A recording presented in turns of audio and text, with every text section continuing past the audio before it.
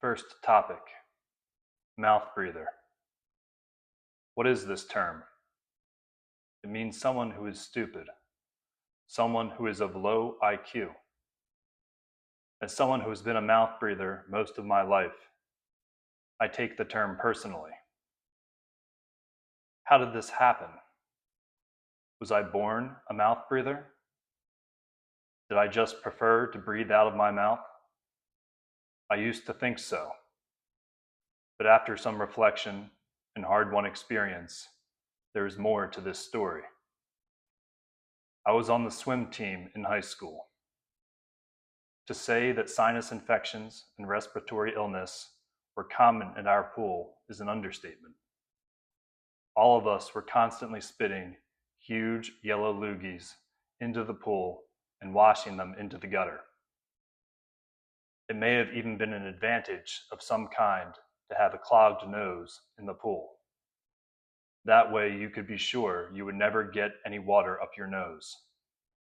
It was a literal cesspool where we learned to live with our sicknesses. Not to mention, many of us showed up sick to begin with. The pool would temporarily alleviate our packed sinuses, thus the loosened yellow loogies. So at the time when we would maybe be most likely to complain about our fucked up respiratory system during intense cardio, we never did.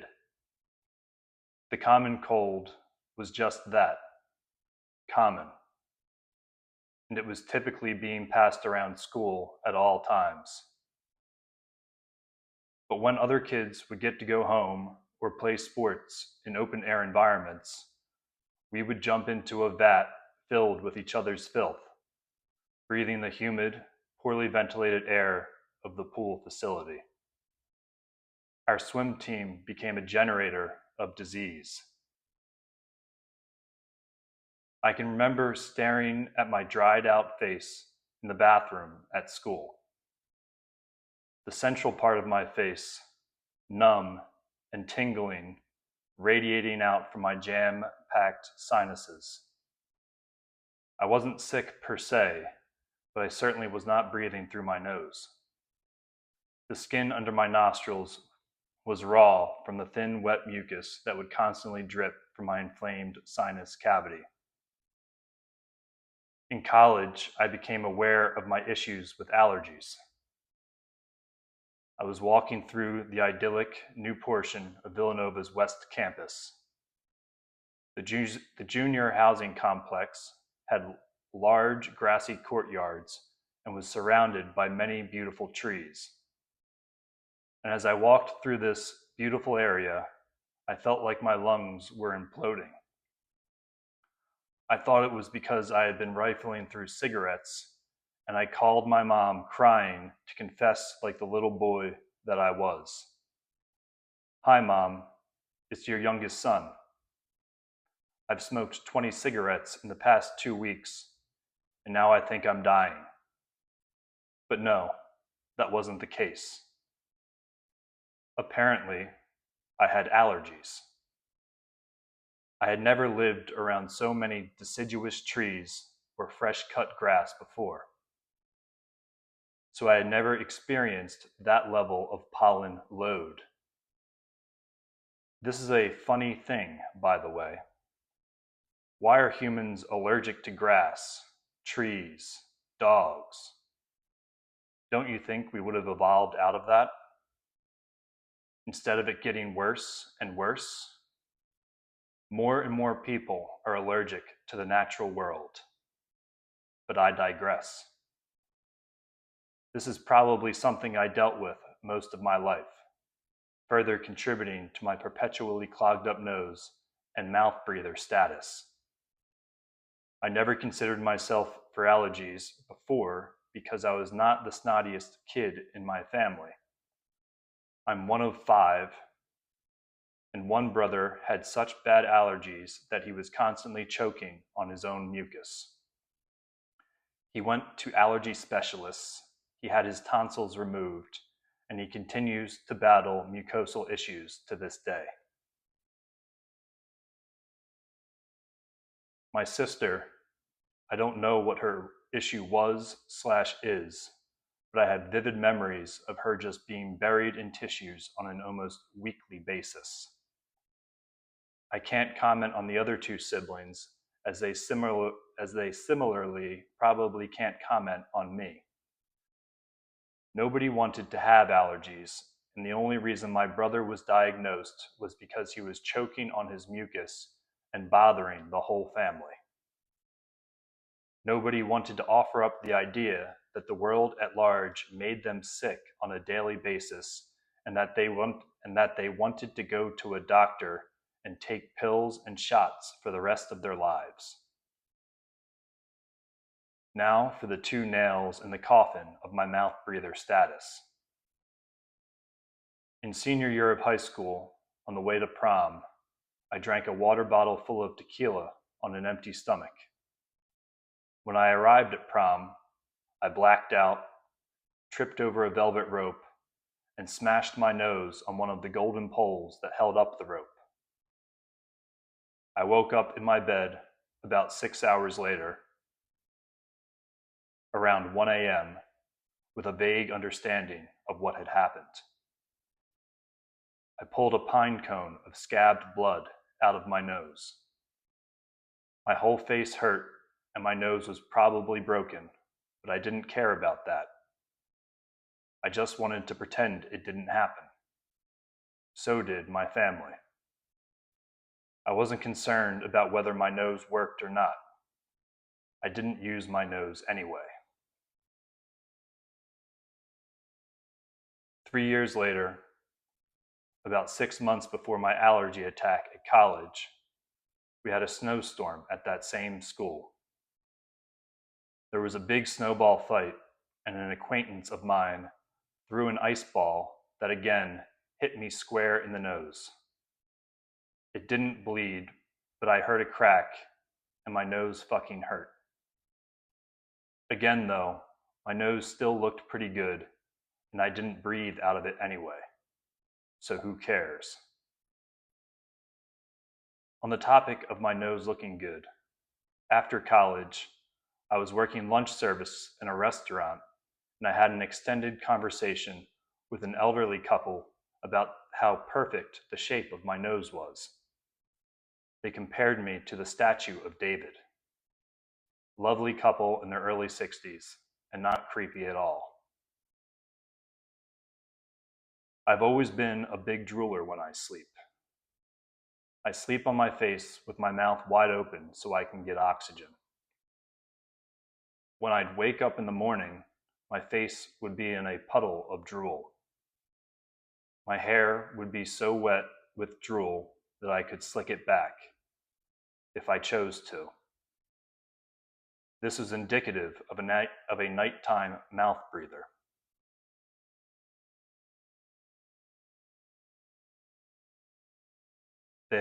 This had always been the case and was really no big deal. But recently, my snoring got to be problematic with my wife. It wasn't really snoring, but more of a clicking sound I would constantly make with the back of my throat as I tried to breathe during my sleep. I always did it, but it got a lot worse after we lived in an apartment with an illegal bathroom. The bathroom had no source of ventilation, and the apartment was small with few windows, so mold became a real issue in the apartment.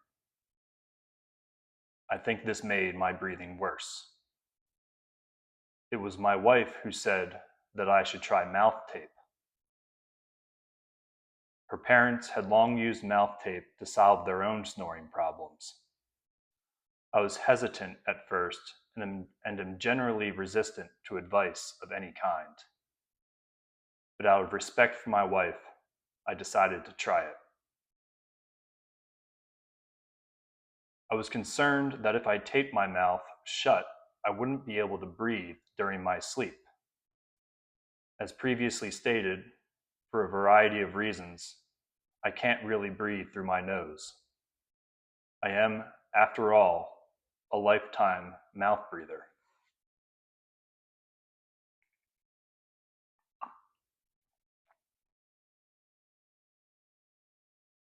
When I put the mouth tape on, my nostrils instinctually flared, and I was able to suck enough air through the straw-like opening in my sinuses that I had faith that I wouldn't die in my sleep.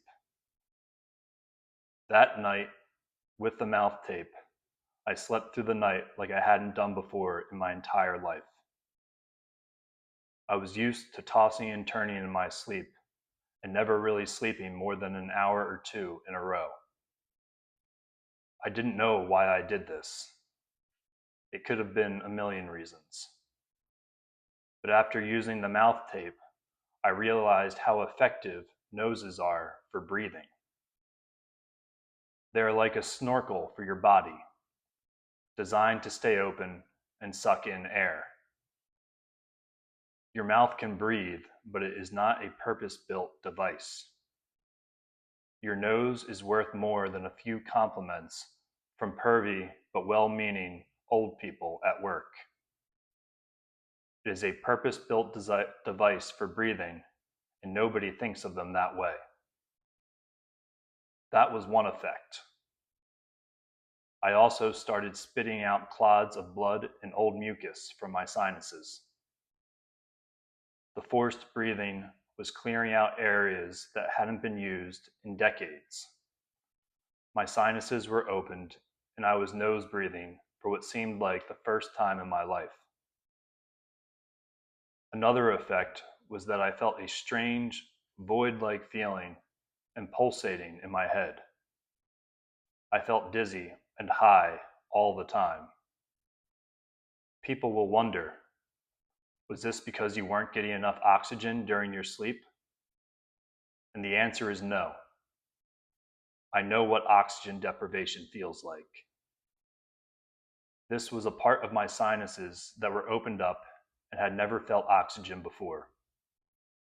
My sinuses were previously so caked and inflamed that they were putting pressure on my brain. The blood in my head was now moving about more freely than it ever had before. I was no longer a low-class mouth breather. I had entered the elite class of nasal breathers.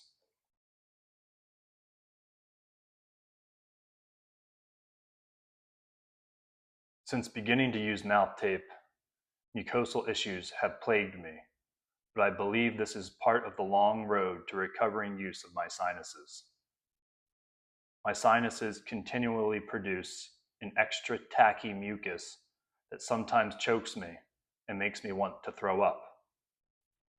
My sinuses are dry and have not been exposed to oxygen for many years, so they are in need of repair.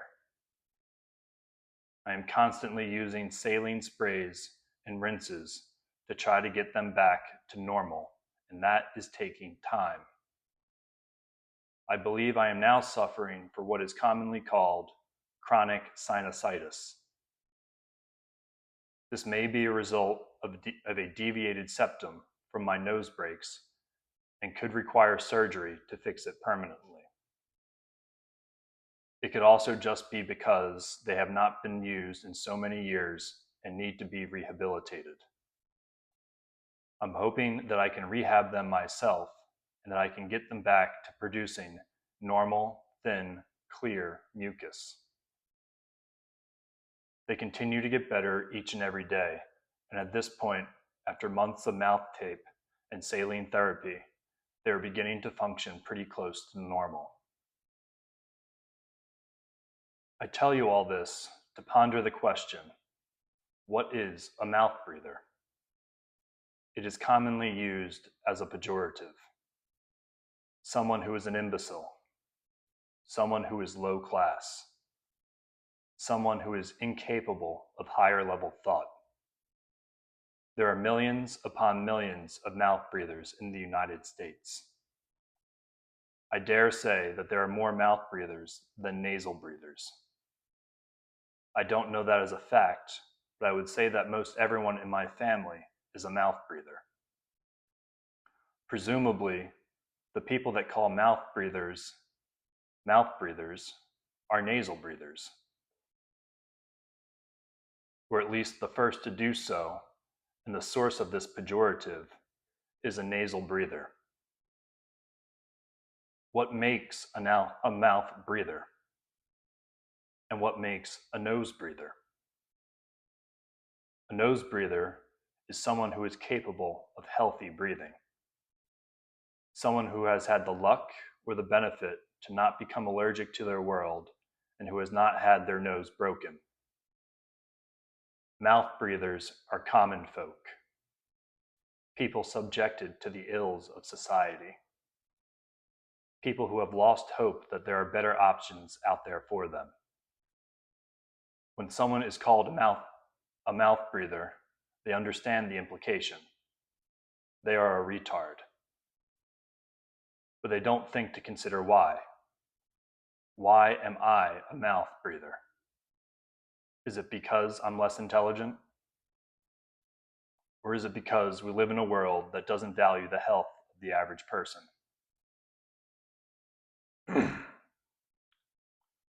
We take it for a simple and inevitable reality that people are developing more and more allergies. The most common allergy is seasonal allergies. What the fuck is this? Why are more and more people becoming allergic to trees and to grass? Were cavemen allergic to trees? Allergic to grass? No, I think not. I think our world is full of poisons destroying our immune system. Our food supply is destroying our gut biome and weakening people from the inside out. Low-class folk are getting their noses broken in all manner of ways. And they don't have the ability, nor do they know the reasons why they should fix it. There are people who are so fat that their nasal passages just close up. We are mouth breathers because the elites, mostly nasal breathers, don't care about the health of common people. They lump us together as a people who is so unintelligent and so uncouth that they are choosing not to use the purpose-built breathing device right in the middle of their fucking faces. And mouth breathers don't understand why they breathe through their mouths. They're just trying to get oxygen into their bodies in the only way that seems possible. And they think to themselves, with the associated history of the pejorative, maybe I breathe through my mouth because I am a fucking Neanderthal. They have been met with so much failure in their lives that they are ready to accept that they are less evolved than the esteemed nasal breathers. Why don't I breathe through my nose? I don't know, because I fucking can't. And how do I even begin to try to fix that? I took allergy medications, and they did help me not get pneumonia every year like I previously had, but they didn't actually clear out my nose. They just made them stop dripping infected liquid into my lungs by keeping them constantly dried out. I didn't know if I should get surgery. I was functioning fine as a person, and surgery is, and rightly so, a last resort. And rhinoplasty looks like a vicious surgery and is probably not covered by insurance. The doctor would probably just suggest to me, why don't you breathe through your nose? Why don't you just breathe through your mouth like all of the rest in your Neanderthal community? Great point, Doc. The doctor is probably a mouth breather himself. Nobody cares about option A when there seems to be such a functional option B. Who cares if it dries out your chest cavity, gives you bad breath, and destroys your oral health? Who cares if you can't sleep through the night? Maybe you can't sleep through the night because you're a stressed out little bitch. Have you ever considered that you are a stressed out little bitch and that you just need to relax? We are past valuing breathing through our noses. Those are next level, superficial goals. Why don't you focus on putting food on your table for your kids, you low level, Neanderthal. You don't understand the world. You don't understand the way things work, which is obvious because you can't even figure out how to breathe through the thing on your face designed for breathing.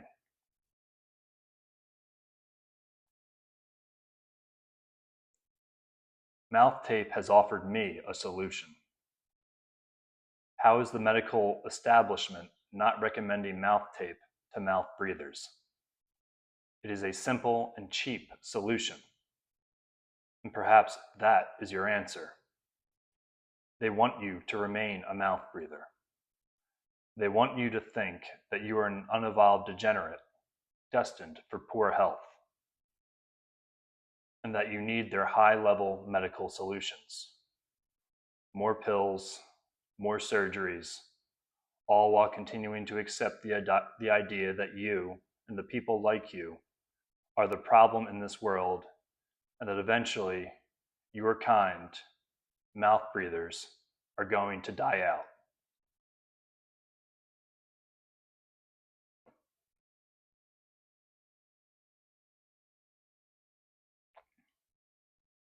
Next topic. Thank you and you're welcome. Thank you is an expected pleasantry. You're welcome is typically too much. It implies that you did for that person cost you. It implies that what you did for that person cost you something. And nobody wants to hear that. Why doesn't anybody want to hear that what you did for them cost you something? Your welcome implies that in some sense, the thanker should feel indebted to you, that they owe something to the person who said you're welcome. Let's use the example of holding the door for someone. When you hold the door for someone, the expected response from the person you hold the door for is thank you. This is expected and no big deal. But when you say you're welcome, it becomes awkward. You have now said too much. Now the conversation has become too intimate. I only said thank you as a pleasantry. I said thank you because my mother said that is the polite thing to do. In fact, I would have preferred that you did not hold the door for me at all. I would have preferred that we had interacted as little as possible. Now you are holding the door for me to force some level of community upon me, some level of indebtedness, connectedness. I understand why you did it. You held the door for the same reason I said thank you. You did it because your elders taught you that others would think less of you if you did not do it. You did it to feel better about yourself and maintain the concept that you are one of the good people in our society. But when you say you're welcome, that is a bridge too far. I am welcome to what? I am welcome in this store? I don't need you to tell me I am welcome in this store. That's why the door is unlocked. I am welcome to your door holding services. I am welcome to your door holding services whenever it is convenient and beneficial to you. I don't require your door holding services, and as previously stated, I would have been happy to open the door myself. I actually came to this store under the full knowledge that I might have to open the door. It is a gift that I did not ask for and I did not need. You did it for yourself, and now you are furthering the conversation with an open-ended and empty offer. I'm welcome. I'm welcome to nothing that you aren't willing to give, and you give simply to satiate your own conscience and sense of self. And now you are patting yourself on the back and implying that you're willing to give more than you actually are. If you're going to follow up my thank you with a you're welcome, please don't hold the door for me at all. Frankly, it's insulting. In some ways, when you are saying you're welcome, you're acknowledging that the whole thing was unnecessary. If you were to hold a door for an old person using a walker, someone who actually needed you to hold the door, and they said thank you, you wouldn't say you're welcome. There is something that is mocking about this phrase. You are obligated to hold this door. And if you said you're welcome, I imagine the old person would be taken aback. Of course they're welcome. Is it up to you to decide whether or not they're welcome? Was it an effort to hold this door? Did it cost you anything to hold this door for them? No. You benefited from this whole exchange. The appropriate response in this circumstance is, of course, or no problem. When you say you're welcome, you imply that it cost you something to do this quote unquote favor, and that is not the case. Holding the door for someone creates a debt for the person that the door has been held for, a debt that is repaid with the thank you, which is generous of the thanker to begin with, because they didn't ask for you to hold the door. Saying you're welcome does nothing for the thanker. It is a masturbatory statement and a statement of privilege and authority. Privilege and authority that the welcomer has no right to speak from.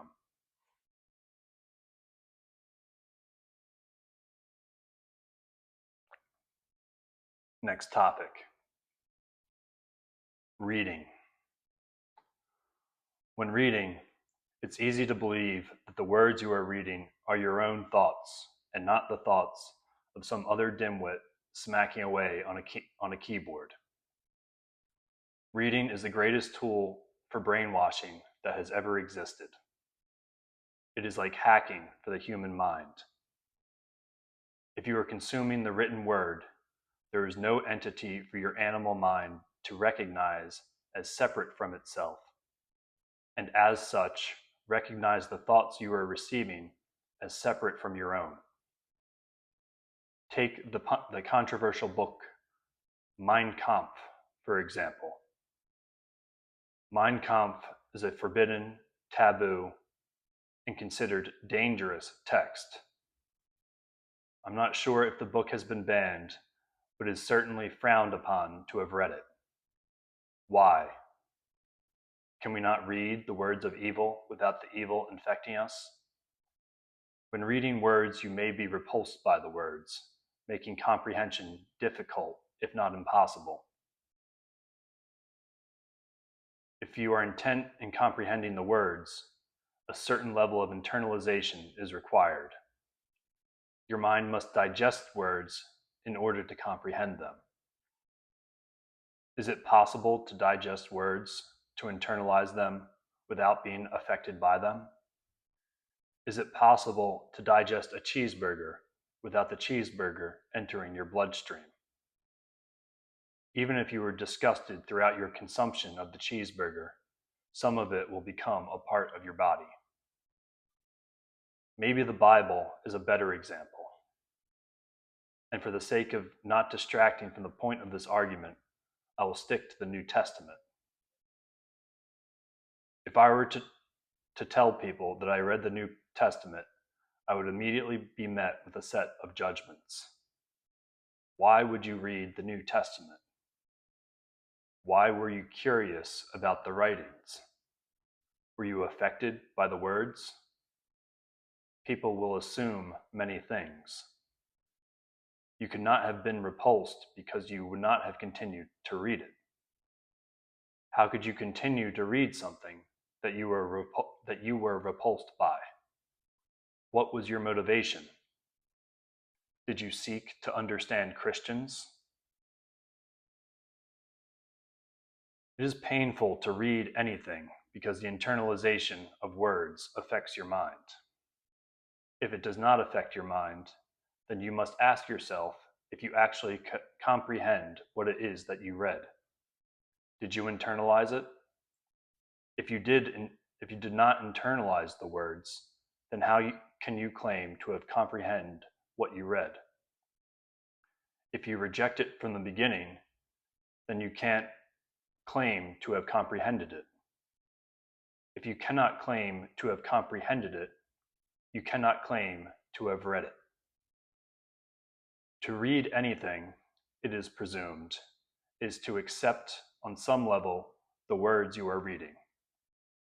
You are granting the author access to your mind without your mind's natural defenses. Reading does not give your animal mind the opportunity to reject those thoughts as something separate from your own. When you read, a sort of magic happens, where you feel those thoughts are your own. In a way, this makes education, the ability to read, literacy. It makes you more easily susceptible to mental infection. The only defense against the mental infection of reading is your own experience of reality. Reality is a wordless experience defined by physical happenings. Physical happenings define reality. Let's use a made-up example for our book. The title of the book is Elephants Eat Meat. The book is one sentence long. It reads, Elephants eat meat. The end. That is the whole book. The author says the book is based on fact. You read the statement and you must accept that elephants eat meat. If you don't accept that elephants eat meat, then you don't trust the author. If you don't trust the author, then why did you decide to read the book at all? Maybe you do trust the author, but in your experience, this does not align with reality. So now, either you must accept that the author has attempted to deceive you, or that the author does not know anything about elephants. Did you know that the author did not know anything about elephants? No. In your experience of reality, you have never witnessed the physical happenings of elephants. You have read other authors, and none of them have ever mentioned elephants eating meat. Someone is attempting to deceive you. If you were to observe an elephant eating meat, a wordless act, what would be your reaction? You would have to accept it as fact. I think what I'm getting at, when you read a book, there is an unavoidable power dynamic that the reader is saddled with. The reader is the student, and the author is the teacher. If a book is not read in this way, the book is not read in good faith, because the reader begins with a mindset that is rejecting the thoughts of the author. In order to truly comprehend what one reads, the reader must internalize the thoughts of the author. The reader can reject these thoughts, but only if they have a reality that they can measure the words against. If you don't trust the author, and you have no reality to measure the author's words against, there is no reason to read the words, and it can in fact be dangerous to read those words, because those thoughts would unavoidably become your own.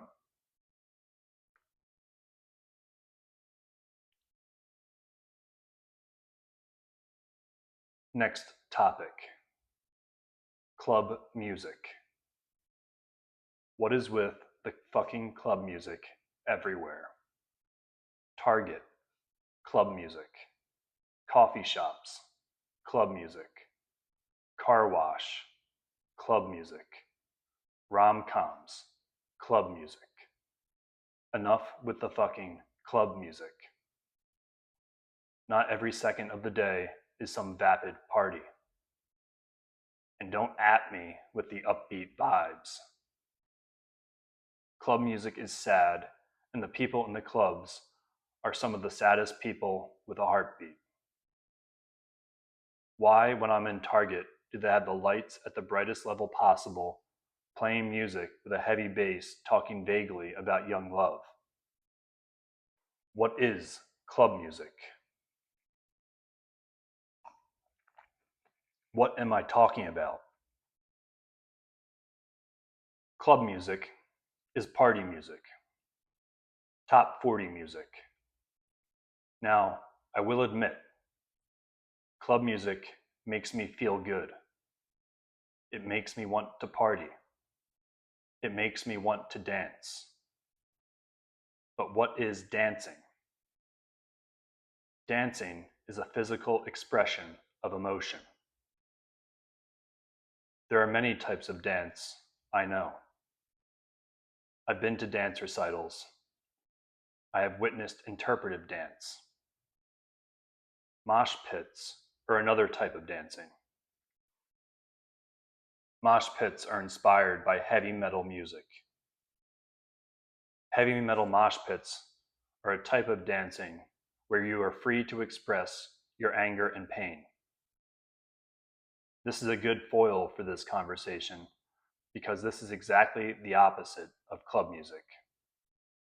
Club music makes you want to express happiness. Club music is the fracking of happiness music. It is battering your emotional system using its rhythmic, melodic beats and vague lyrics of love to try to access that last little morsel of happiness that exists deep inside your soul. It is trying to dredge up that little drop of happiness in your soul and force you to display that happiness in their store. Are you going to dance in Target? Of course not. Well, how will you display your happiness, your optimism in Target? You're going to buy their products. You're going to display your happiness and optimism to yourself, to the public, and to the store itself, and the only option that is available to you, by buying their products. The music connects you with the soul of commerce. You feel a connection with all the shoppers around the country. Isn't this great? Aren't I great? We are out here buying things. Look at me buying things in a store under the bright lights. This is not a sad experience at all. This is a party, and I'm a part of it. Is there anything else I should buy? Maybe a cola. Sure, a water at home might be better, but wouldn't I appear to be more fun if I were drinking a cola? On top of that, I don't really feel as happy as this music would like me to be. So maybe this cola would help me to better sell the idea that I'm as happy as this club music sounds. That's another thing.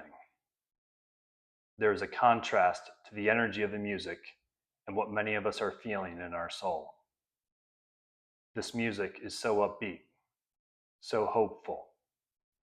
I don't feel upbeat and hopeful, and frankly, I feel bad about that. Look at all these models in photographs wearing this cheap Asian clothing. Look how happy and healthy they look. Maybe if I bought some of the stuff they're wearing, I'd feel happy and hopeful too.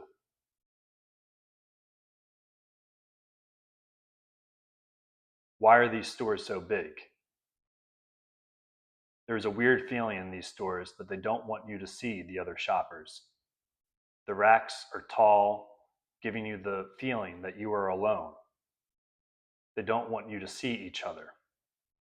And for a place that sells clothes, there are very few mirrors. They don't want you to see yourself, because that would illuminate the lie.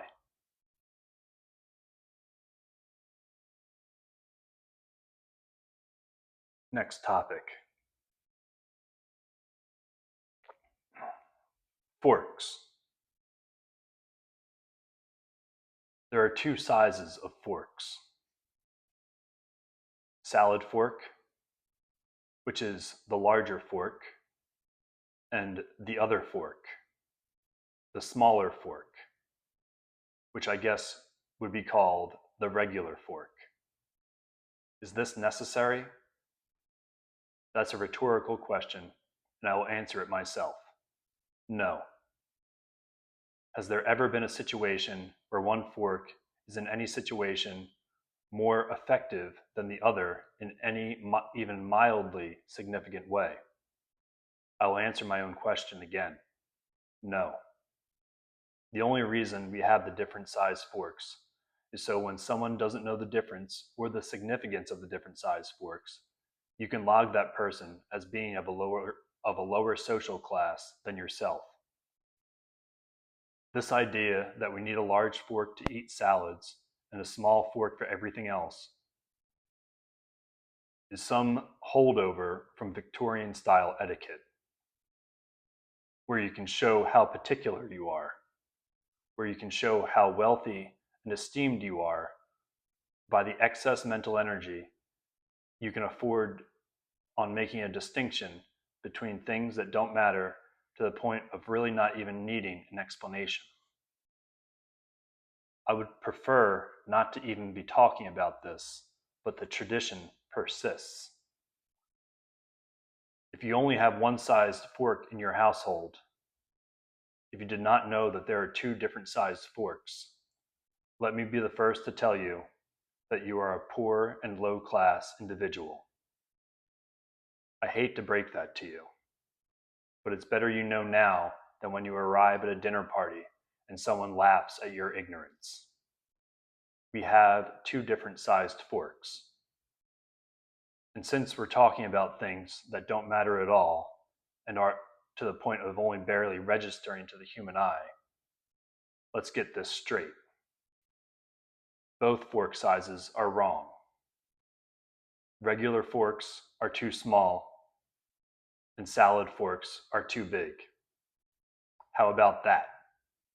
How about your standards of classist etiquette have stunted the evolution of society to the point where rather than having one appropriately sized fork, we have two different sized forks, and they're both wrong. Next topic. Nerds. Nerds are at a disadvantage in our society. This is one of the biggest lies we have ever been told.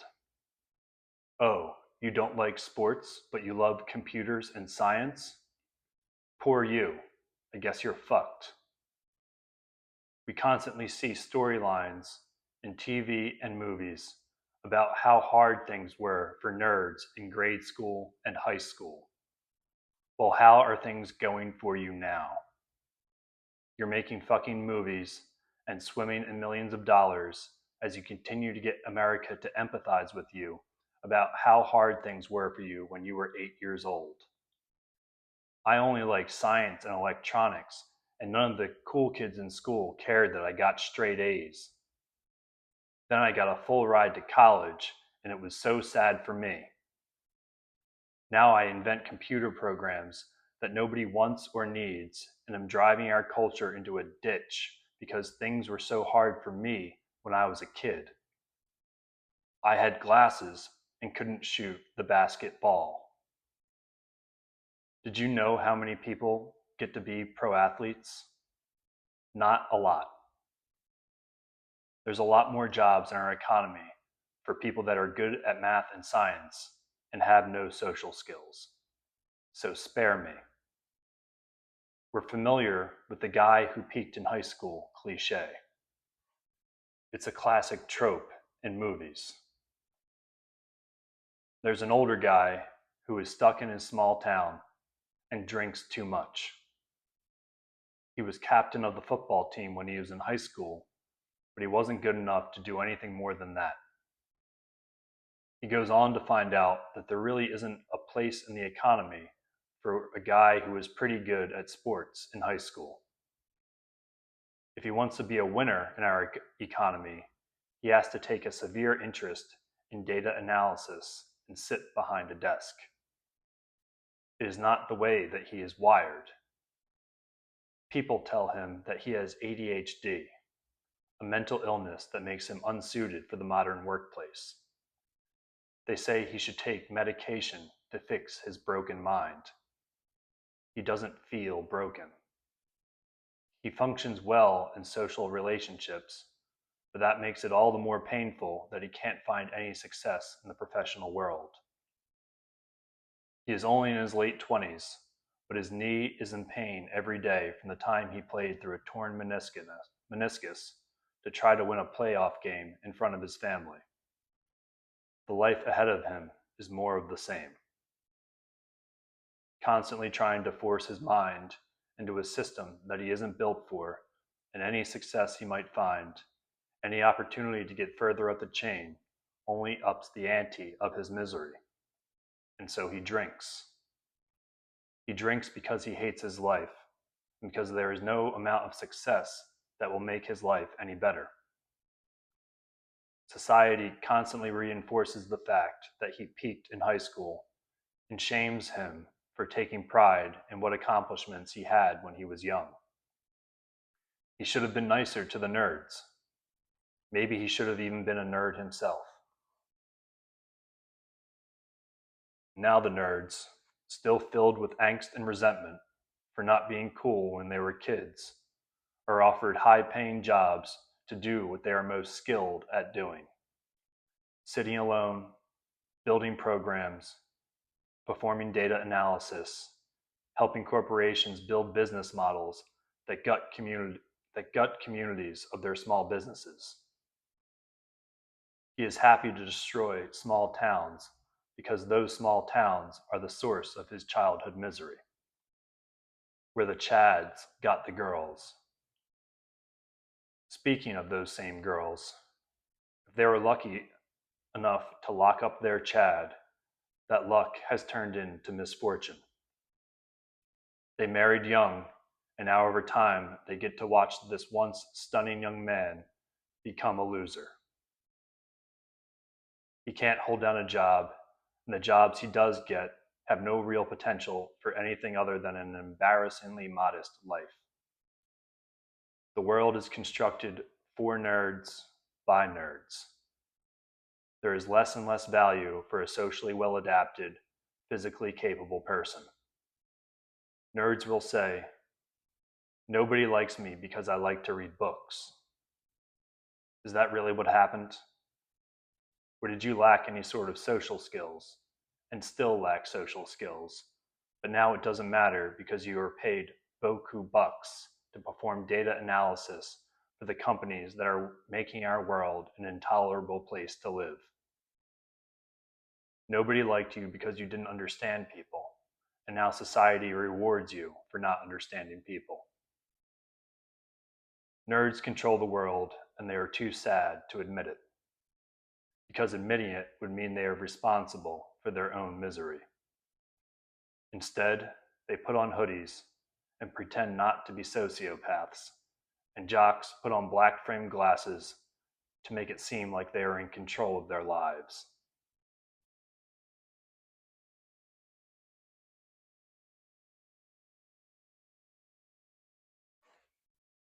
Our last topic: chip bags. Bags of chips. What are they trying to accomplish with these chip bags? Who are they trying to keep out? Me? The customer? Could there be anything more important about your chip bags than allowing your customers to easily access the chips? These bags are often sealed beyond what would seem any reasonable level. What initially brought this to mind was a bag of kettle-cooked salt and vinegar chips. What are they trying to accomplish with this industrial level packaging? They are trying to maintain freshness. They're trying to convey a sense of quality. And they're trying to protect their chips from being smooshed. The bag is partially inflated with air, I think, for this purpose. so the chips are not cracked during shipping. But how do they allow us, the consumer, to access these chips? Well, the bag material itself is too powerfully sealed to be opened without a pair of scissors. I should not need a tool to open my chip bag. I think the Kettle Cooked company knows this. So they do provide a small vertical incision at the top corner of the bag so you can easily tear it open. I would like to thank you, Kettle Cooked company, for this incision, but I cannot. I have major problems with the incision and its implications. The tear goes down the bag vertically, along the height of the bag. Who opens a bag of chips, given the choice, along the height of the bag? The answer is nobody. Secondly, the material the bag is made of is virtually indestructible if it is not for this small incision. But once you open up this small incision, the bag's integrity is fully compromised. Now the bag material is the most fragile material possible. If you aren't incredibly careful, the bag will completely rip open, and the bag will then become useless as a container. They don't really care if that happens though, because you already bought the chips. So on top of having ruined your bag of chips, you are burdened with the guilt of destroying the bag yourself. You were the one who carelessly and frantically ripped open the bag and destroyed it.